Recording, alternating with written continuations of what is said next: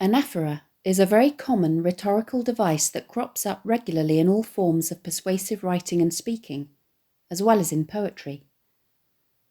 It's a form of repetition where a word or phrase is repeated at the beginning of successive phrases, clauses, sentences, or even paragraphs.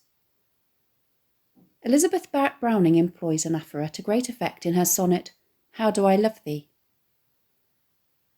I love thee to the level of every day's most quiet need, by sun and candlelight. I love thee freely as men strive for right. I love thee purely as they turn from praise. I love thee with the passion put to use in my old griefs and with my childhood's faith. I love thee with a love I seem to lose. Note how each clause of this section of the sonnet starts with the phrase, I love thee.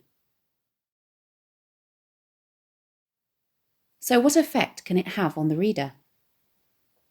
Anaphora is a very persuasive technique, as it can emphasise the importance of a particular idea, make a particular idea more memorable, communicate that a particular idea is quite complex, create a sense of rhythm and musicality, carry the reader along with the speaker, create a sense of momentum or forward energy.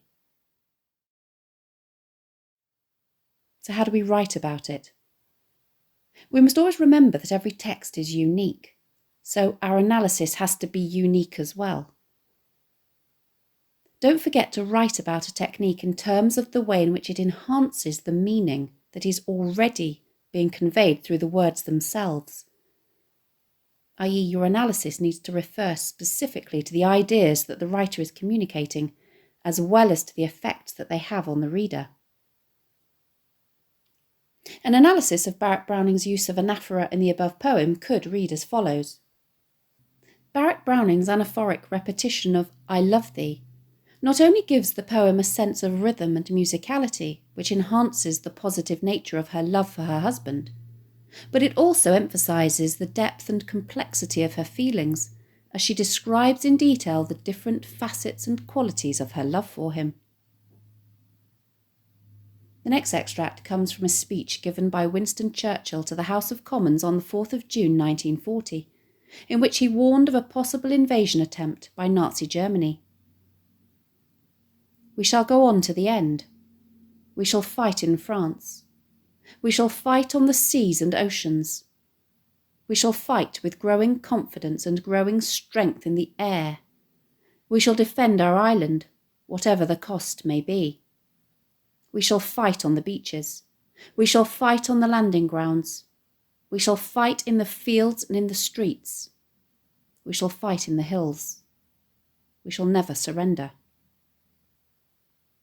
Note how Winston Churchill starts the majority of the clauses in this extract with the phrase, we shall fight. An analysis of this use of anaphora might read as follows. Churchill's use of anaphora in this speech, with the repetition of we shall fight on no fewer than 7 occasions, is not only designed to boost morale by emphasising his central idea that the British nation will never give up, but also creates a sense of momentum which draws his listeners along with him as he imagines the approach of the Nazi invasion as it gets ever closer to home. Terms that are related to anaphora are epistrophe and simplicy.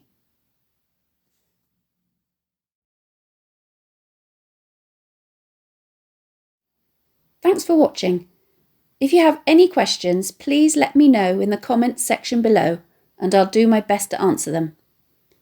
Don't forget to subscribe to my channel for more videos on English language topics and exam techniques and English literature texts.